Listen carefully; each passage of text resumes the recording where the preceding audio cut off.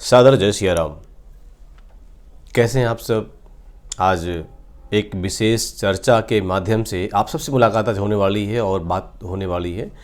और आज दीपावली को लेकर के मेरी चर्चा आपसे होगी। और मुझे लगता है कि ये विषय एक बड़ा अद्भुत है और एक बहुत सारा कन्फ्यूजन वाला भी विषय है। फिलहाल संसार है, बहुत सारे लोग हैं, सबकी अपनी अपनी मति है, अपनी विचारधारा है, कब करें कैसे करें। और एक बहुत बड़ी बात यह है कि दीपावली 31 तारीख को करें या 1 नवंबर को करें, 31 अक्टूबर या 1 नवंबर। तो एक असमंजस वाली स्थिति बन रही है। और अक्सर आप देखते हैं कि बहुत सारे पर्व सनातन धर्म के वो डबल डबल हो रहे हैं, यानी दो दो हो रहे हैं। इस बार भी दीपावली को लेकर के मन में संशय भी आता है कि पंचांग क्या कहता है, बहुत सारे अपने अपने विचार भी लोग प्रकट करते हैं। तो आज हम इसी विषय पर चर्चा करने वाले हैं कि दीपावली कब है। तो सबसे पहले प्रश्न का उत्तर हम ये जान लेते हैं कि दीपावली पंचांग के अनुसार साथ में सूर्योदय को देखते हुए अमावस्या सूर्योदय में कब आ रही है और प्रदोष काल तक भी अमावस्या है या नहीं है, ये बात। तो 1 तारीख को सुबह प्रातः काल में सूर्योदय में अमावस्या है, अमावस्या आ रही है, और शाम को प्रदोष काल तक अमावस्या है। इसलिए शास्त्र के अनुसार और ज्योतिष के 5 अंगों की माने, पंचांग की माने, तो 1 तारीख को ही उचित है। अमावस्या तिथि जो उसके स्वामी ग्रह हैं तो वो सूर्य भगवान हैं, और सूर्य का स्पर्श अमावस्या में बहुत आवश्यक है, बहुत ज़रूरी है। इसलिए मतलब मेरा अपना मत है, मेरा अपना विचार है कि आप 1 नवंबर को ही दीपावली का पर्व मनाएं, आदिशक्ति भगवती का पूजन करें, उनको प्रसन्न करें अपने तप के माध्यम से, जप के माध्यम से, पूजन के माध्यम से, ये आप करें जो मुहूर्त कहता है दीपावली का। अब हम बात करेंगे सायंकाल के पूजन का समय। दीपावली के दिन 1 तारीख को शाम को 5:17 से लेकर के और 6:16 का, यानी लगभग 1 घंटे का ये मुहूर्त है। इस मुहूर्त में आप भगवती की उपासना प्रारंभ कर सकते हैं। एक बात ध्यान देने वाली होती है, पूजा को प्रारंभ करने का मुहूर्त होता है, समाप्ति का कोई मुहूर्त नहीं है।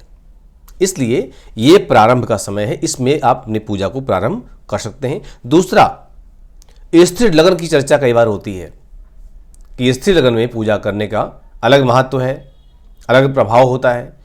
तो स्थिर लगन यानी वृषभ लगन जो आ रही है शाम को, सायंकाल के समय, उसका समय है शाम को 6:02 से लेकर के 7:59 यानी 59। ये समय वृषभ लगन का है। तो वृषभ लगन की जो पूजा होगी इस बीच में होगी। इसलिए ये 2 विशेष मुहूर्त है। बाकी इसके बाद कहते हैं कि जब भी मन में भाव हो, यस्मिन कस्मिन दिने मृत्यो श्रद्धा भक्ति समन्विता, तो भाव बहुत बड़ी चीज होती है। अगला विषय दीपदान का होता है, क्योंकि वो दिन वैसा है। अपनी पूजा करने के बाद में आप दीपदान करें। दीपदान घर के चौखट के आसपास सावधानी से, कोई लकड़ी कपड़ा से दूर रखते हुए, ये ध्यान रखें। तो यानी घर के दरवाजों पर, घर के मुख्य गेट के आसपास, पीपल के पेड़ के आसपास, बरगद के पेड़ पर, गौशाला में, यज्ञशाला जहाँ यज्ञ आदि करते हो या होता हो, या कोई मंदिर आसपास है वहाँ की यज्ञशाला है तो वहाँ भी आप दीपदान करें। भगवान शिव का स्थान यानी शिवालय, वहाँ भी दीपदान जरूर करें आप। केले के पेड़ के पास, समी के वृक्ष के पास, आंवले के पेड़ के पास, तो इस तरह दीपदान आप जरूर करें।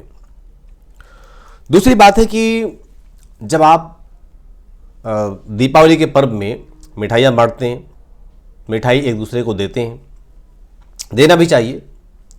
तो मेरा निवेदन दोनों लोगों से है, दुकानदारों से, भाइयों से निवेदन है, और जो मिठाई खरीदते हैं उनसे भी निवेदन है कि जिस डिब्बे पर देवी या देवताओं का चित्र बना हो, कृपया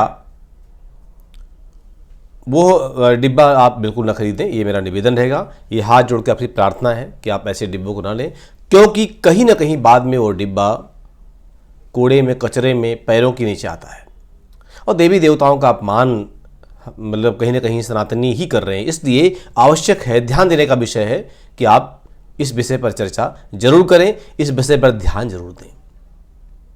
यही नहीं, आप रोली का पैकेट लेके आते हैं, आप कपूर का पैकेट लेके आते हैं या धूपबत्ती का पैकेट लेके आते हैं, उस पैकेट पर भी अगर किसी भी देवी देवता का चित्र बना हुआ है तो मैं यही आपसे निवेदन करूंगा कि आप ऐसी चीज़ों का बहिष्कार करें, यानी उसको छोड़ दें, ना लें।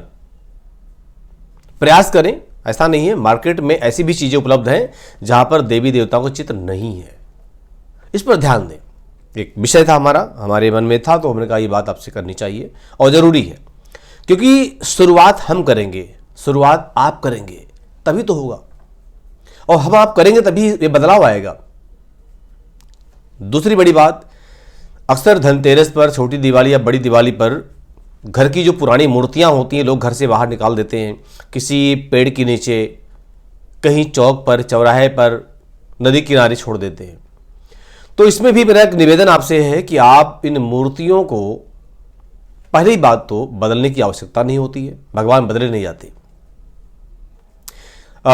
दूसरी बड़ी बात यह है कि आप घर के अंदर धातु की प्रतिमा रखें, चांदी की रखें, पंचधातु, अष्टधातु, चंदन की लकड़ी या पत्थर की मूर्ति, ये सब आप रख सकते हैं। कि मिट्टी की मूर्ति आप अगर रखते हैं तो आप ध्यान रखिए कि वो कहीं ना कहीं से आप उनको स्नान नहीं करा सकते। अगर आप दूध, दही, घी से स्नान कराते हैं तो आप नहीं करा पाएंगे, इसलिए आप इन मूर्तियों को रखें। मिट्टी का मूर्ति रखना कहीं कोई प्रावधान ऐसा नहीं है, ध्यान दें इस बात का। अगर बहुत सारा पटाखा जलाते हैं, आपको लगता है कि हाँ खुशहाली उससे आएगी, तो वो भी, इस पर भी ध्यान देने का विषय है, क्योंकि प्रदूषण का जो है ना उस समय बहुत ज़्यादा माहौल हो जाता है, तो आप इससे बचने का प्रयास करें। फिलहाल हम अपने घर पे कभी ऐसा नहीं करते, तो हम आपसे निवेदन ये करते कि आप भी एक बार प्रदूषण पर जरूर ध्यान दें, और क्योंकि इस कहीं ना कहीं शहरों का जीवन कुछ ऐसा हो चुका है, प्रदूषित हो चुका है, तो बचाव करें जैसा भी हो सके। बाकी यही नहीं, और भी विषय है बहुत सारे, और भी, जहाँ पर जब बकरी को काटा जाता है या और भी पशुओं की हत्या होती है, प्रदूषण वहाँ भी होता है, पर्यावरण खराब वहाँ भी होता है, दूषित होता है। तो आप समझदार हैं, आप जो है अपने समझदारी से काम करिए। इस बात है, भगवान लक्ष्मी, गणेश और कुबेर का पूजन का जो समय था मैंने बता दिया मैंने आपको, और श्रद्धा भाव तरीके से अपनी व्यवस्था के अनुसार भगवान गणेश, माता गौरी और कुबेर, हनुमान जी महाराज, इन सब का पूजन, यहाँ तक कि जो आपके घर के नित्य नैमित्तिक देवता जिनका पूजन आप रोज करते थे, उनका भी पूजन आप इस समय करें। तो इसी विषय के साथ आपसे आज्ञा लेना चाहता हूँ, और आप सभी को दीपावली की भी, इस महापर्व की ढेर सारी मंगल कामना, शुभकामना। आप प्रसन्न रहें, खुश रहें, जीवन में मंगल कामनाओं के साथ आगे बढ़ते रहें। लक्ष्मी माँ कृपा आप पर खूब करें और खूब धन बरसाएं, आपके मेहनत के अनुसार आप परिश्रम करें।